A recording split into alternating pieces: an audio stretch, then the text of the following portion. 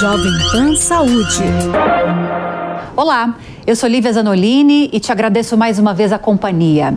No Jovem Pan Saúde dessa semana vamos falar sobre o aumento e significativo de casos de cancelamentos de contratos de planos de saúde de forma unilateral, ou seja, por parte só das operadoras.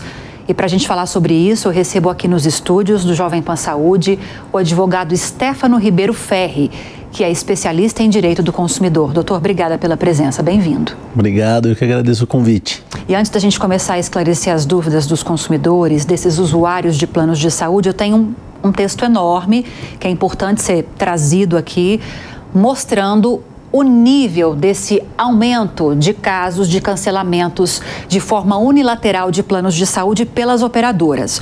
Olha só isso, gente. Um levantamento realizado pela ANS mostrou que as reclamações sobre rescisão unilateral saltaram de 194 queixas em abril do ano passado para 524 reclamações no mês de abril deste ano. Ou seja, isso representa uma alta de 170%.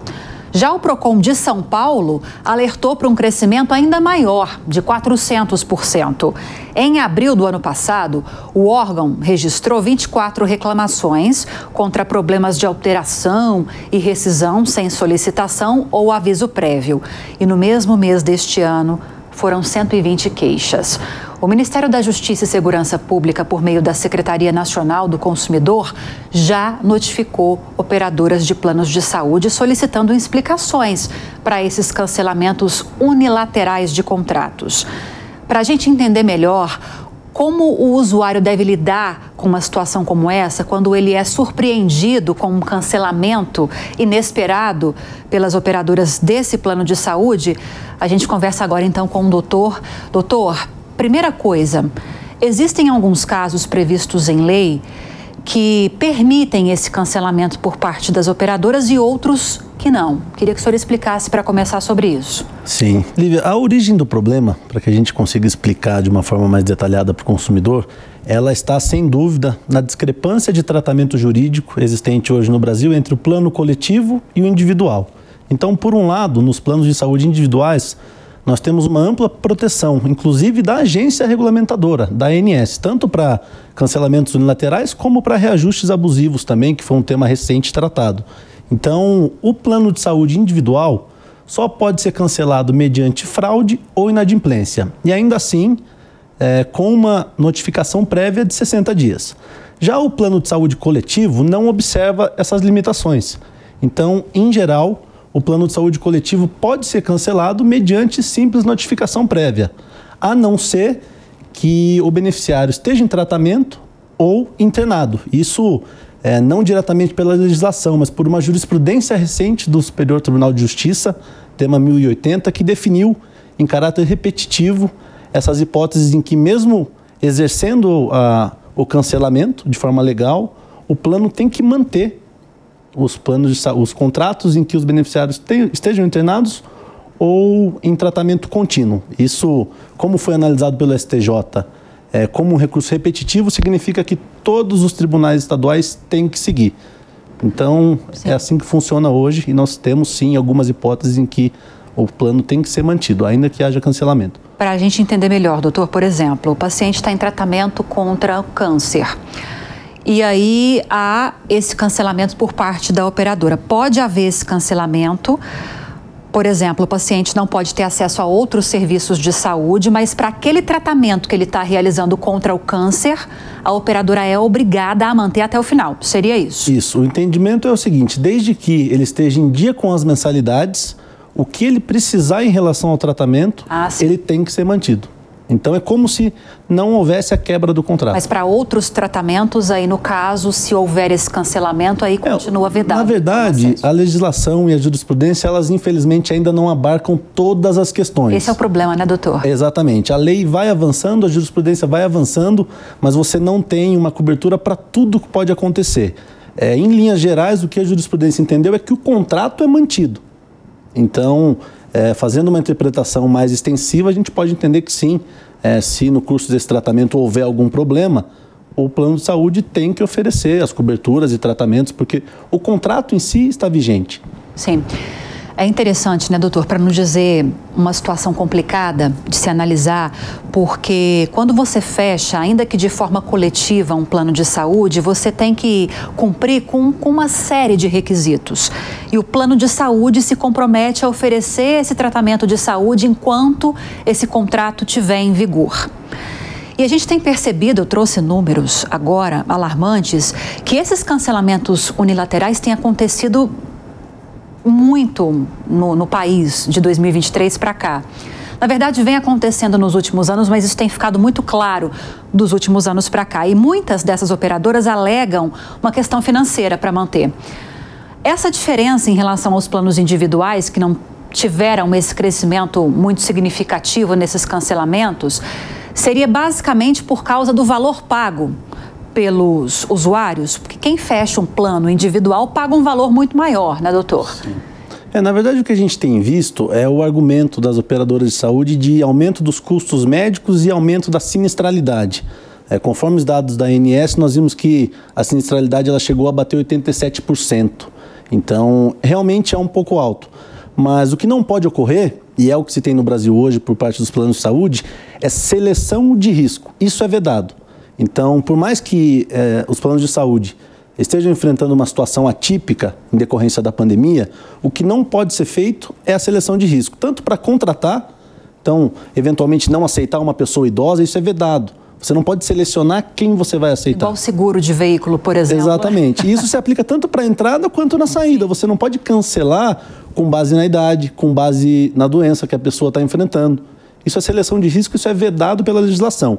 Então... Mas a empresa cobra mais se ela vê que ela tem um risco maior de ter de ser acionado ou não. Exatamente. A diferença do plano, outra diferença importante, né, do plano de saúde individual para o coletivo, por exemplo, é que não há um limite de reajuste. Então, no plano de saúde individual, qualquer reajuste contratual ele é limitado pela ANS. No ano passado, por exemplo, nós tivemos um reajuste de 9,63%, ao passo que nós verificamos em alguns coletivos um aumento de 25% da mensalidade, o que acaba claramente tornando o pagamento dessas mensalidades inviável para a maioria das pessoas e dificultando o acesso à saúde, né? Então, essas proteções que você verifica nos contratos individuais, elas têm que ser estendidas para os planos coletivos também, porque ao fim e ao cabo o beneficiário é o mesmo. Quando a gente pensa em planos de saúde coletivos, a gente não pode só imaginar aquela multinacional que contrata um plano para os seus empregados, mas também aquelas famílias, pessoas que acabam aderindo a um plano, né? Existe o coletivo por adesão. Nós podemos simplesmente aderir a um plano coletivo. Então, não há uma razão para que uma pessoa que tenha um plano individual tenha mais proteção do que a outra que aderiu a um plano coletivo. A proteção tem que ser a mesma porque o consumidor é o mesmo.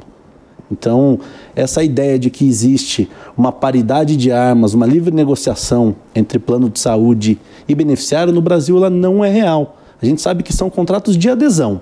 Isso significa que ou você aceita o que está ali, ou você não contrata. Não há como negociar. E assim como não há como negociar, não se pode aceitar esse argumento de que contratos podem ser cancelados para equilibrar as bases contratuais. Porque acima de fato, em regra, os contratos têm que ser equilibrados, mas acima do plano de saúde existe o direito à vida que tem que ser observado. Sim, e a pessoa paga todo mês aquele plano de saúde e, por vezes, isso é comum, o usuário fica 1 ano, 2 anos, precisando só daqueles serviços essenciais, um exame, uma consulta. E aí, de repente, quando ele precisa fazer um tratamento que sai mais caro para a operadora, depois de ficar meses pagando, aí acontece uma coisa como essa. Sim. E para esse paciente que se vê diante dessa situação de um cancelamento unilateral, o que ele deve fazer? Qual que é a orientação? O que a gente tem visto, felizmente, é uma posição muito concreta dos tribunais, inclusive o Tribunal de Justiça de São Paulo tem uma posição consolidada para, nesses casos, manter o contrato, a vigência do contrato, mas o que deve se mudar no Brasil é a questão referente aos danos morais. O que a gente percebe é que quando uma pessoa acaba sofrendo um abalo de ver o seu plano cancelado enquanto tem uma cirurgia que precisa ser feita com urgência ou um tratamento que pode garantir a sua vida, quando ela entra na justiça para buscar uma compensação, o que ocorre é o arbitramento de danos morais num patamar muito baixo. E que não cobre nem o tratamento. Nem o tratamento. E o que acaba acontecendo é que você passa a mensagem para o plano de saúde de que isso compensa. Então, o que teria que ocorrer é o contrário. Essas condenações, essas punições deveriam observar uma base de equilíbrio para causar um efeito dissuasório nessas empresas. Ou seja, para que mudem a conduta, né, e comecem a observar mais o que está na lei. Como isso no Brasil ainda não ocorre, existe esse cenário de insegurança jurídica para o beneficiário. Agora, doutor, existe um caminho para tentar equacionar essa questão da sustentabilidade das empresas? Porque se isso está acontecendo com recorrência, e há essa questão dos sinistros, que o senhor citou agora há pouco para a gente, é porque há realmente um problema, uma dificuldade de essas empresas se manterem, se sustentarem. Mas como equacionar isso? Porque não dá para jogar também no colo só do usuário e desaguar em problemas como esses cancelamentos, por exemplo. Existe um caminho para tentar resolver essa questão? Manter a operadora funcionando, porque ela tem de ser sustentável, senão ela não consegue oferecer o serviço, mas também não prejudicar o usuário? É um ponto que a gente tem visto que acaba atrapalhando muito as operadoras de saúde são as fraudes. A gente tem visto que, principalmente agora no ambiente virtual, as fraudes têm crescido exponencialmente, o que acaba prejudicando muito essas empresas. Então, uma atuação nesse sentido, tanto do poder público quanto da agência reguladora, para coibir fraudes, por exemplo, pode acabar, ou deveria acabar, barateando os custos para o consumidor. Então, eu acho que passaria por uma ação mais enérgica do poder público para evitar a ocorrência de fraudes, talvez iniciativas para redução de tributos, ou o oferecimento de benefícios, para que elas continuem prestando um serviço que é essencial, né? Sim. Então, eu acho que seria mais por aí, mas de fato, como você bem pontuou, isso não pode sempre acabar desaguando no bolso do consumidor. Por mais que elas tenham enfrentado uma situação de muita dificuldade, não dá para, por exemplo, num contrato de adesão, um contrato de seguro coletivo, você dizer que o consumidor pode negociar com o plano de saúde, que o que está escrito ali, como por exemplo patamares de reajuste contratual, reflete a vontade das partes. A gente sabe que não é verdade, principalmente como nós vimos recentemente um reajuste de 25% dos planos de saúde. Isso não pode ser permitido porque você inviabiliza o acesso à saúde. Então, de fato, não é fácil equilibrar essa equação, mas eu acho que passa por uma atuação mais enérgica da ANS e do poder público do que deixar que o consumidor assuma essa conta. Quando o senhor fala em fraudes, dá para trazer alguns exemplos para a gente, para ficar mais claro? Sim, nós vimos recentemente a fraude conhecida como reembolso assistido. E no que ela consiste? O consumidor praticamente ele recebe uma oferta para a realização de exames laboratoriais, por exemplo, e quando ele chega no laboratório, é dito para ele que esses exames não têm custo. Em troca, ele teria que fornecer os dados, login e senha do plano de saúde, e ele teria toda uma bateria de exames oferecida para ele e o reembolso seria enviado direto para essas empresas. Mas o que ocorre na prática, que a gente tem visto, é que uma pessoa que aceita fazer 5 exames, por exemplo, essas empresas acabam cobrando 15, 20 exames do plano de saúde. E essa prática já foi identificada, inclusive pelo Ministério Público, já tem inquérito em cima disso, e é um exemplo de fraude que acaba prejudicando muito o plano de saúde e até aumentando os custos, né, para se evitar esse tipo de situação. Então, fica a dica para que o consumidor nunca aceite essas vantagens, enfim, esse oferecimento de saídas mais rápidas, mais fáceis, porque não é permitido, inclusive não há reembolso sem desembolso, né? Se você não pagou pelo exame, como pode ser reembolsado? Sim. Então, é preciso também que o Código de Defesa do Consumidor, ele não estabelece só direitos, mas também deveres aos consumidores. E um desses deveres é o dever de cuidado, de diligência. Então, pode ser também uma contribuição por parte dos consumidores para auxiliar, né, nesse equilíbrio contratual. Sim. Bom falar sobre isso. Pouco se fala sobre essas ocorrências de fraudes. Assim, é bom para o consumidor ficar de olho também. Sim. E saber como agir. A gente tem mais uma convidada para participar dessa conversa também. Nós recebemos aqui no Jovem Pan Saúde a médica obstetra, advogada e coordenadora executiva da Associação de Defesa dos Usuários de Seguros, Planos e Sistemas de Saúde, a doutora Renê Patriota, a quem agradeço muito a participação aqui no programa também. Doutora, bem-vinda. Obrigada. A gente trouxe dados agora há pouco, doutora, sobre o quanto as ocorrências de cancelamentos unilaterais aumentaram. Só em São Paulo, um aumento aí de 400%. Em nível nacional, no mês de abril do ano passado para cá, um aumento de quase 200%. Na prática, dá para perceber que isso está acontecendo realmente com recorrência ou fica só no âmbito de dados? De fato, isso é uma realidade. Infelizmente, as operadoras e as administradoras, elas fazem um acordo, porque isso não é uma coisa unilateral das operadoras. Também participam desse cancelamento as administradoras. Os contratos coletivos aumentaram muito na última década, principalmente, por conta das administradoras e da omissão da Agência Nacional de Saúde. A ANS não está se importando com esse problema. Então, para a ANS, ela só quer saber de contrato individual. O coletivo, ela não cuida de reajuste, nem cuida de cancelamento, nem dos preços.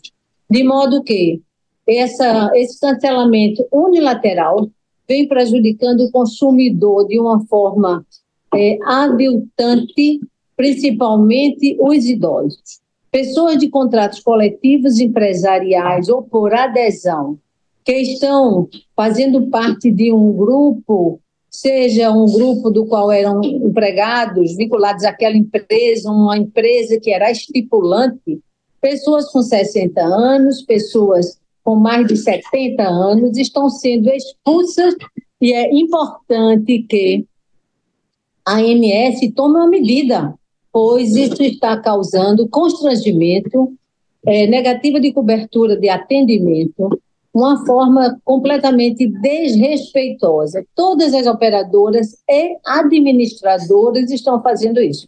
A gente observa que não é o cancelamento, por exemplo, de contrato de microempresa, não é aquele PME que está sendo cancelado. Também se cancela. E até o STJ entende que o cancelamento pode ocorrer quando existe um desequilíbrio, etc. Sendo que os cancelamentos que vêm ocorrendo são cancelamentos de grupos. Pessoas que entraram num contrato coletivo por adesão através de uma administradora, seja com a AMIL, Bradesco, Sul América, qualquer operadora, essas pessoas fazem parte de um grupo, é um contrato coletivo por adesão. Então, de repente, a operadora diz que não quer mais aquele grupo e simplesmente cancela.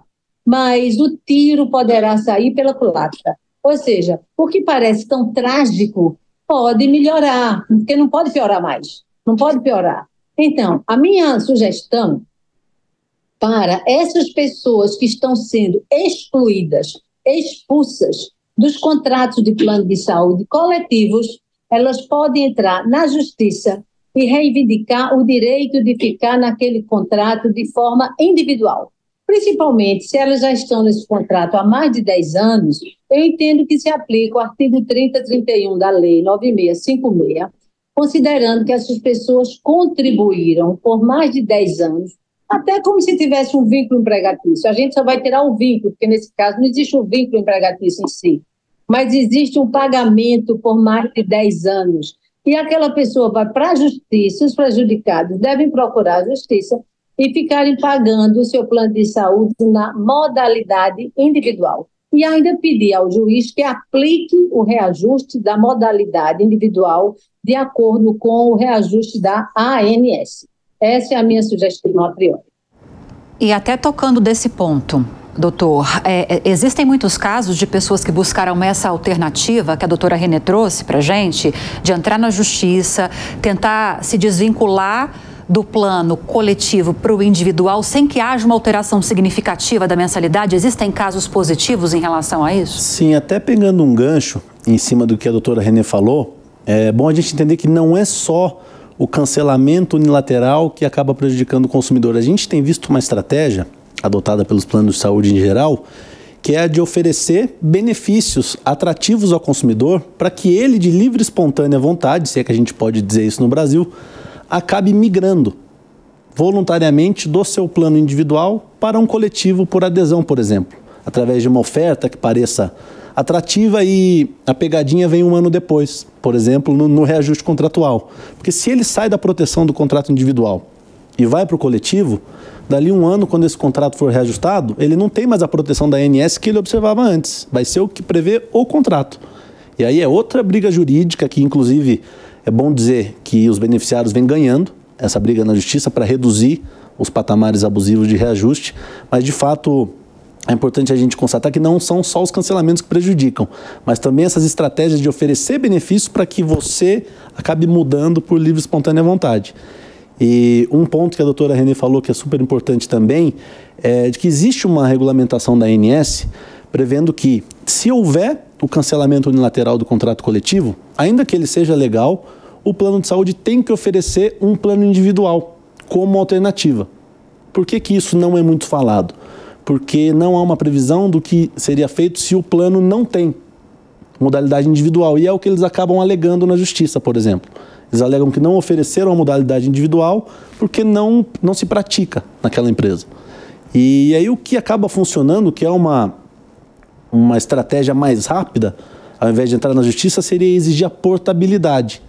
Então, se eventualmente o seu contrato foi cancelado e você não está nessas hipóteses de internação ou tratamento em que tem que ser mantido, você pode exigir imediatamente que seja feita a portabilidade para um plano igual ou superior, né, para que a pessoa não fique desassistida. E isso é direito do consumidor e dever das operadoras. Eles têm um prazo de 10 dias para oferecer toda a documentação e auxiliar nessa transição para uma outra empresa, para uma outra operadora de saúde. É uma estratégia mais rápida do que o judiciário, mas, de qualquer forma, o judiciário tem sim dado uma resposta positiva nesse caso. Em quanto tempo esse processo se conclui, em média, doutor? Na essa justiça, judicialização. O que o beneficiário tem que buscar é uma liminar para a manutenção do plano.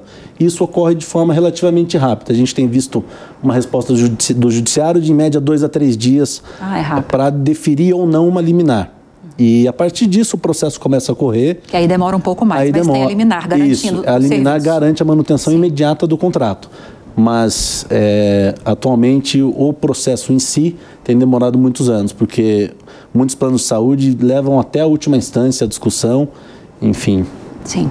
A gente está falando tanto da Agência Nacional de Saúde e nós procuramos a agência, a instituição, para se posicionar a respeito disso. Em meio a toda essa situação, a ANS Suplementar, né, que é a Agência Nacional de Saúde Suplementar, publicou uma nota sobre o cancelamento de contratos. Nela foram esclarecidas as regras para cada tipo de contratação de plano de saúde. No caso, a rescisão ou a suspensão unilateral é proibida durante a internação do titular ou dependente, obrigando a operadora a arcar com um atendimento até o momento de alta hospitalar. O consumidor deve ser notificado sobre a possibilidade do cancelamento com antecedência, respeitando o período definido em contrato, que é o que a gente estava falando, né, doutor?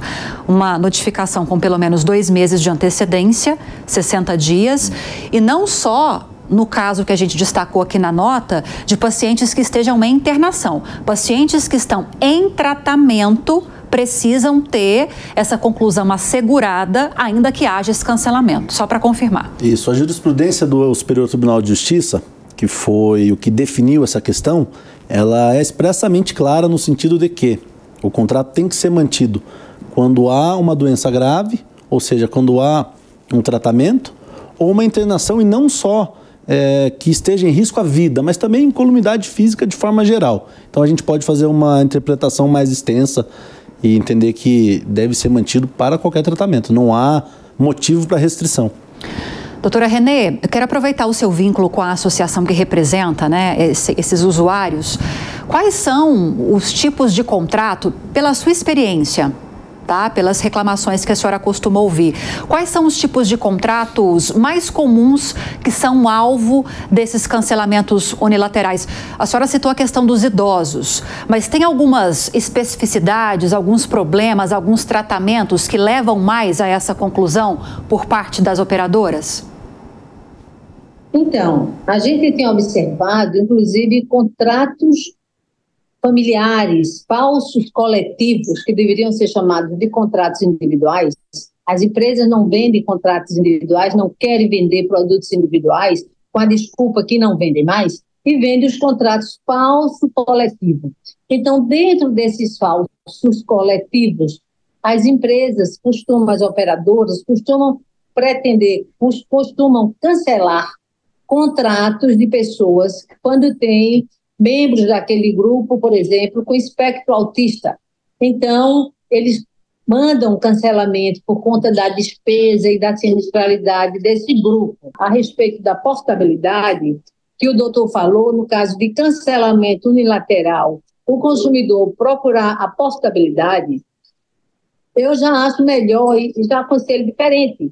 Porque quando buscam a portabilidade, as operadoras oferecem sempre planos com qualidade inferior àquele que foi cancelado. De modo que, se a pessoa teve o seu contrato cancelado unilateralmente, um contrato coletivo, e quer continuar naquela operadora, na minha opinião, deverá procurar a justiça, seja através da defensoria pública, de um advogado particular ou de uma entidade.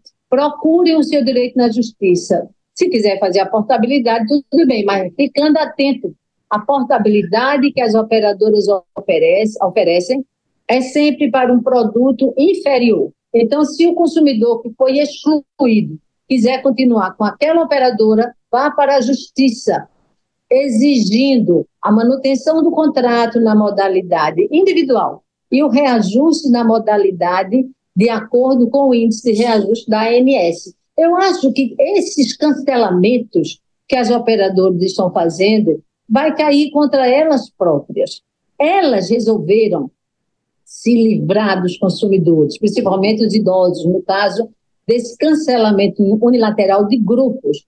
Essas pessoas dos grupos deverão entrar com suas ações individuais para serem mantidas naquela operadora e ainda com reajuste individual. Então, quem vai perder com isso, com este golpe, isto é um golpe, quem vai perder com isso é a própria operadora, porque ela vai perder os clientes, que vão ter que sair caso não reivindique os seus direitos, ou então elas vão perder esse reajuste por sinistralidade. O consumidor deverá procurar o seu direito para ser mantido no contrato individual com o reajuste da ANS. Esse assunto ganhou tanta repercussão nos últimos dias, no país inteiro, que no começo dessa semana a gente convidou o deputado federal líder do Solidariedade, o Auro Ribeiro, para falar sobre as discussões que estão acontecendo a respeito desses cancelamentos lá no Congresso Nacional.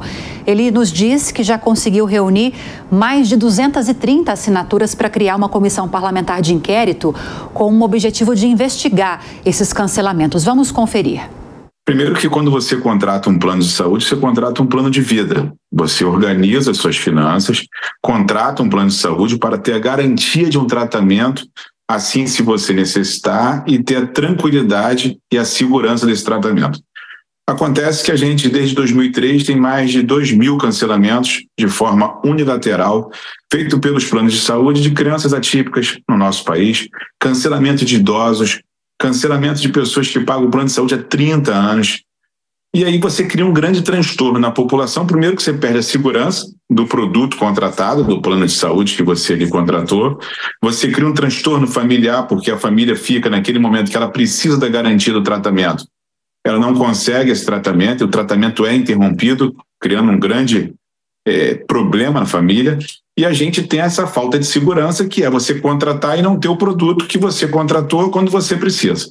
Desde 2011, eu discuto a questão dos planos de saúde na Comissão de Defesa do Consumidor. Hoje, a gente está numa investida mais séria, que é proporcionar à Câmara dos Deputados um debate mais amplo através de uma comissão parlamentar de inquérito. Já são 238 assinaturas hoje que a gente tem para essa comissão, já supera todos os números das CPIs que foi instalada no ano passado. Essa aqui tem mais apoio parlamentar para ser discutido, então isso mostra que esse tema precisa ser discutido pela Câmara dos Deputados, e a gente tem que rever a legislação dos planos de saúde, porque é inadmissível o que a gente está passando hoje com os planos de saúde no Brasil. Doutor, supomos que essa CPI realmente seja instalada, o que a gente pode esperar de resultado? Pode trazer um impacto positivo na solução para o problema ou não? Lívia, eu entendo que o ponto fundamental dessa CPI é retirar essa cortina de fumaça e fazer com que a gente entenda se o que está ocorrendo é de fato o exercício de um direito ou uma discriminação, né? Uma seletividade que é ilegal. A gente falou tanto sobre as reclamações de usuários de planos de saúde, então a gente foi atrás de algumas instituições que representam essas operadoras para se posicionarem a respeito disso. E a Associação Brasileira de Planos de Saúde ressaltou em nota que operadoras avaliam seus produtos comercializados para indicar se há necessidade de readequar ou descontinuar os produtos. Sobre os cancelamentos, reitera que deve ser precedida de notificação prévia e, em caso de internação ou procedimentos autorizados na vigência do contrato, a operadora deve manter a cobertura.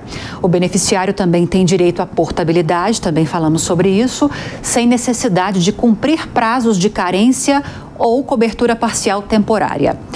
Já a Federação Nacional de Saúde Suplementar disse que reclamações são um instrumento para indicação de pontos de melhorias e comunicação com beneficiários. Ressaltou que contratos são amplamente regulados e que as operadoras estão sujeitas a penalidades. Também lembrou que a rescisão unilateral é uma possibilidade prevista em contrato e nas regras definidas pela ANS. Ainda de acordo com a federação, cancelamentos jamais são feitos de maneira discricionária, discriminatória ou com o intuito de restringir o acesso a tratamentos. A federação afirmou também que os planos de saúde se empenham para manter seus 51 milhões de beneficiários bem atendidos, cobrindo quase 2 bilhões de reais em procedimentos. Em nota, também, a Agência Nacional de Saúde diz que atua fortemente na intermediação de conflitos entre beneficiários e operadoras, a fim de agilizar a solução de problemas. Ressaltou que, quando a reclamação é registrada, a operadora responsável tem até 5 dias úteis para resolver o problema nos casos de cobertura assistencial e 10 dias úteis para demandas não assistenciais. Para finalizar, a operadora que rescindiu o contrato em desacordo com a legislação da saúde suplementar pode ser multada em até R$80 mil. Bom, eu queria aproveitar para agradecer a presença dos nossos entrevistados e especialistas da edição de hoje, Dr. Stefano Ribeiro Ferri, advogado especialista em Direito do Consumidor. Muito obrigada pela participação, doutor. Obrigado, Lívia, pela abertura do espaço para a gente debater um tema tão importante e relevante para o consumidor brasileiro. Sim, com certeza. E falamos também com a doutora Renê Patriota, que é médica obstetra, advogada e coordenadora executiva da Associação de Defesa dos Usuários de Seguros, Planos e Sistemas de Saúde. Doutora Renê, muito obrigada pela participação também, viu? Obrigada a vocês, obrigada. Bom, e o Jovem Pan Saúde fica por aqui. Agradeço também a sua audiência, a sua companhia. Espero que você tenha compreendido e gostado do programa de hoje. Lembrando que se você tiver alguma dúvida, quiser sugerir algum tema pra gente, é só nos enviar um e-mail, saude@jovempan.com.br. Para rever essa e outras entrevistas, é só acessar o canal Jovem Pan News ou o aplicativo da Panflix para Android e iOS. Um grande abraço para você e até a próxima. Jovem Pan Saúde. Realização Jovem Pan News.